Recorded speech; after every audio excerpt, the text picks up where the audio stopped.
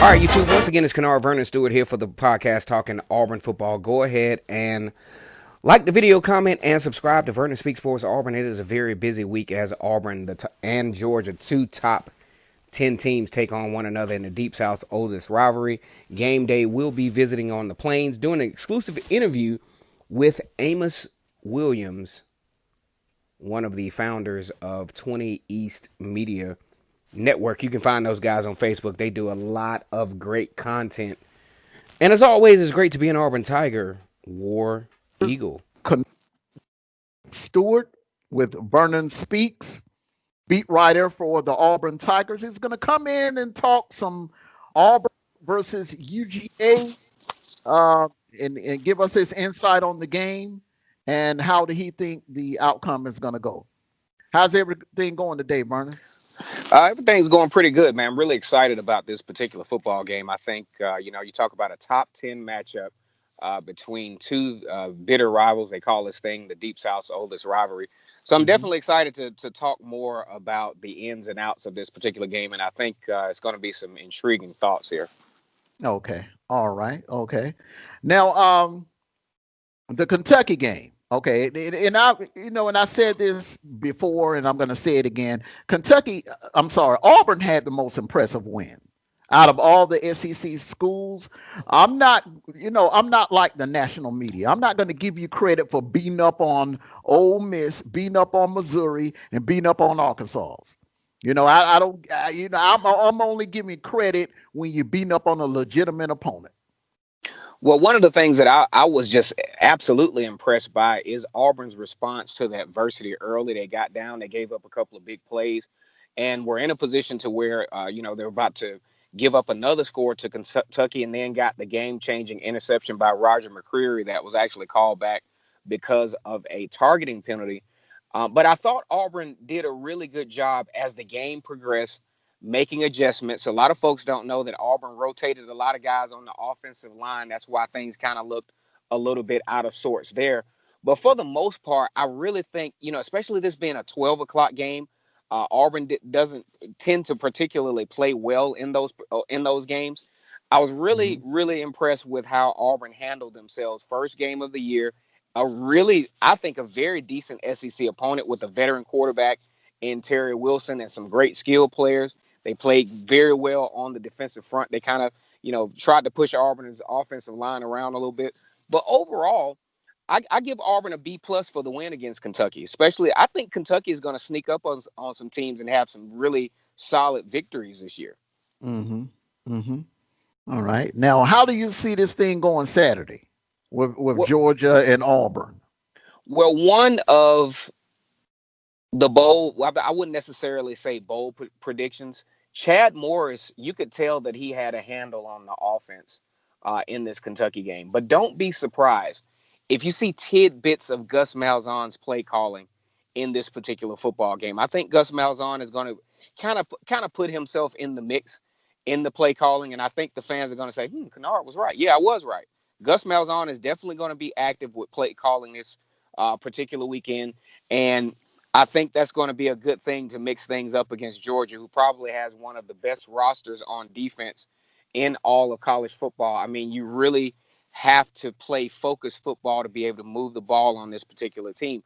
They play very well at the point of attack. I noticed that although Arkansas is not necessarily, Florida, but at the same time, you can see the obvious athleticism in Georgia on defense. And I think that's going to play a key role, especially with Bo Nix, who's still having those anxieties with pocket presence. It's going to be interesting to see how Kirby Smart and his defensive staff mixes up the blitz packages, because they caught him slipping a couple of times last year in that Georgia game. As a matter of fact, when Auburn was attempting to tie the game up, a very nice delayed blitz for a sack that ended the game against Georgia last year. I think this is going to be a very physical football game. I think this is going to be a relatively close football game. The key is going to be who can create opportunities. Both teams, Georgia and Auburn, in week one, proved to be opportunistic teams. I think Georgia created like 2 turnovers against Arkansas that kind of started to shift the wave a little bit. And Auburn absolutely had to depend on the 3 turnovers that they created, because Auburn only had about 20 plus minutes, about 24 minutes of time of possession. So they had to take advantage of every opportunity given. So the key, one of the main keys is going to be quarterback play. Mm-hmm. Georgia is still kind of trying to figure that part of the game out. But with all the skill players that Georgia has, I think whoever is the quarterback will have some, will be able to have at least an opportunity for success. Number two, Auburn has a tendency, I don't know if you've noticed this, but in big games, Auburn has a tendency of giving up big plays early. I think they're going to have Mm-hmm. to find a way to eliminate the momentum shifting scores early in the game. Matter of fact, had one against Georgia last year. I can't remember who the receiver was. 50 Dominique plus yard. Blaylock. Yeah, Dominique Blaylock, a 50 Mm-hmm. plus yard touchdown early in the game. Those are momentum shifting plays. And in a highly emotional game, this is going to be the showdown game of the week. I think the college football game day is going to be in town. So it's going to be a lot of emotions. And controlling those emotions and being educated with the decisions that you make is going to be huge in this game. Exactly, exactly. And I will say this: I'm not really sure um, who's going to win the game because I'm not sure who's going to be our quarterback in the game. But Yeah. I will tell you this: if Auburn can get past Georgia, and I don't know if you have their schedule in front of you, and if I don't know if you have Auburn's remaining schedule in front of you, but I have it here in front of me. I see them easily going into the Iron Bowl 9-0 if they can win this game Saturday night. They clearly will defeat Arkansas on the 10th. I think they will definitely beat South Carolina, even though it is going to be in Columbia. Ole Miss will not be a problem because Ole Miss's defense is pathetic. LSU is usually that hump for Auburn. Usually is usually the hump in between the Bama, the Iron Bowl, and the Georgia game. But I don't think Auburn has to worry about that. Not only do you have LSU at home, LSU is struggling a lot this year. I don't think they have the personnel to stay on the field with Auburn. And not only am I picking Auburn to win that game Halloween night, I'm picking that's going to be a blowout. I think Auburn is going to do a number on LSU. Now, Yep. the toughest game after Georgia, in my opinion, would be that game on November the 14th. I think that will be the trap game because you're coming off an emotional victory against LSU, a team that has kind of had your number the last 4 years. So you're going to go into that Mississippi State game probably ranked 2 or 3 or maybe even number 1 in the nation, depending on what happens to Clemson. And then that's going to be a battle. I think down in Starkville, that is going to be a very tough physical game that will eventually turn into a shootout. And whichever offense can make the more plays is going to win that game. I'm picking Auburn to win that one. Tennessee, I don't think Tennessee has enough to go into Jordan Hare and beat Auburn. And then you're going to have that showdown on the 28th of November, Thanksgiving weekend. You're going to have that showdown in Tuscaloosa against Alabama. And I've said this before, and I'm going to say it again. There's something off about that Bama team this year. I don't think they're as good as Paul Feinbaum and the national media is advertising them to be. I think it's something off with them. So, in my opinion, I really do feel if Auburn can get past Georgia, I think Georgia is the only team defensively that could stop those playmakers and that could stop Auburn, because Auburn is coming with the offense and the defense, unlike Florida and Alabama.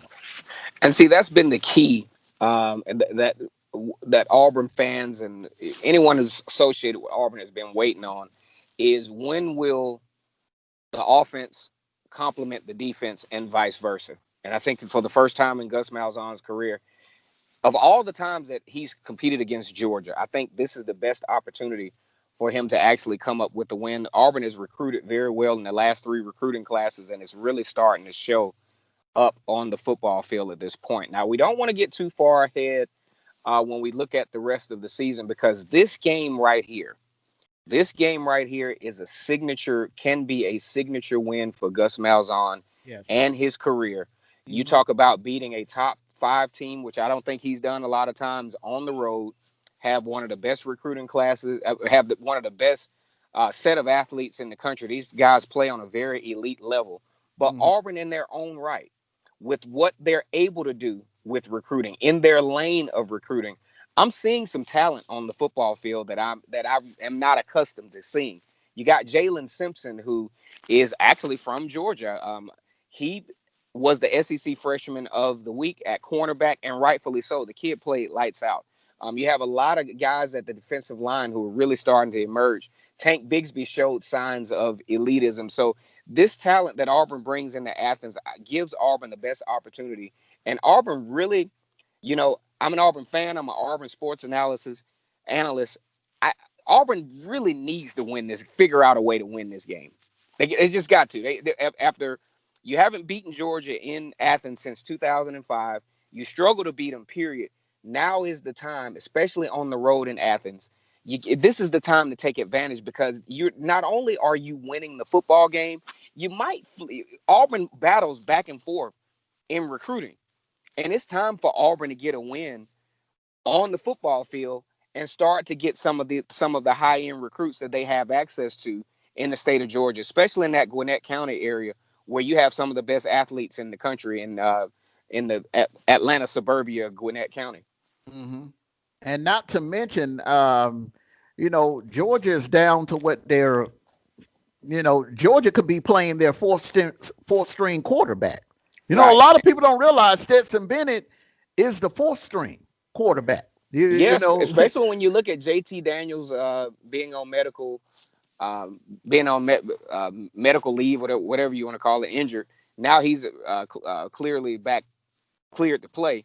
And then you have Jamie Newman who opts out. I think Jamie Newman would have given Georgia, at least from an experience standpoint, out of all quarterbacks involved, the best opportunity, big game with the big game experience. But that is a exactly. key because we look at Arkansas. I thought Bennett came in and played well, but then again, not to no disrespect to Arkansas, we got to look at the opponent. How is this third string quarterback or fourth string quarterback going to respond to a defensive line that's actually pretty athletic, that's actually pretty good? Although Georgia has some great guys on the offensive line, but it's going to be some situations where Kevin Steele is going to take some chances with some blitz packages and try to force Bennett into some mistakes. It's And absolutely. that's why I think turnovers is going to be the key. If you confuse Bennett with, especially you have Christian Tutt, who's a nickelback but has the ability to play either safety or outside linebacker. He covers well, somewhat in the intermediate passing game. I think this could be a very scary situation for Georgia offensively. Exactly. Exactly. And that O line has some issues. They're trying to do some shuffling around this week with that offensive line. But if Georgia can keep this thing close, then they may have a chance. If they can just grind it out, keep it close, and take it into the fourth quarter, because Georgia's so deep, they're almost The like the three deep the at darn near every the position. game will be close. Um, I don't think even the game not being close is not an option here. The thing is what team takes advantage of miscues? Auburn also had a lot of penalties last week. That's another thing you got to factor in. And also, I don't think a lot of people took into account, but Georgia did a great job of flipping the field as far as field position goes. They did a Mhm. really good job on kickoff returns. They did a really good job on punt returns. That's something Auburn is going to have to look at as well. If they can secure the little things, the little fundamentals, those little things that break games open, then they have a legitimate shot to beat one of the more talented teams in the country, in my opinion. Well, well, there you have it, folks. Vernon speaks. Vernon spoke, and he's calling it. He's saying it's going to be a fourth quarter heavyweight battle between Auburn and Georgia. Um, I see it kind of maybe going that way, but there is one more scenario. Then there's a nightmare scenario for, as a dog fan. that if we get behind like 10 or 14 points, the pressure is going to be on. If you get And behind, I'll tell you this: if you get down 10 points, I'll say 14. You get down 14 points, it's a wrap. yeah, it's a wrap because we don't know what JT Daniels, we don't know the extent of his leg, and Ben has never been in that situation in a collegiate football game. It's usually in cleanup situations or whatever. And although he played a great game Saturday, but that was Arkansas. So stage Yeah. is going to be much bigger and the lights are going to be much brighter, even though Oh it's yeah. in Athens, but it's Auburn. It is Auburn. This is not Arkansas. Exactly. And you talk about the emotions around surrounding this game. Most of the kids that played in this particular game, especially if you look at Auburn's roster, a good majority of the players are from the state of Georgia. So they're going to look forward to coming back to their home state and getting a win for once. That's what they're looking Exactly. for. Exactly. Exactly. All righty, Vernon Will. It was a pleasure having you, brother. You be blessed. Enjoy the rest of your evening, and you get on home safe, brother. Hey, I appreciate it, and you have a good one. And to all the Auburn fans out there, War Eagle. All righty. Take care, man. Take care.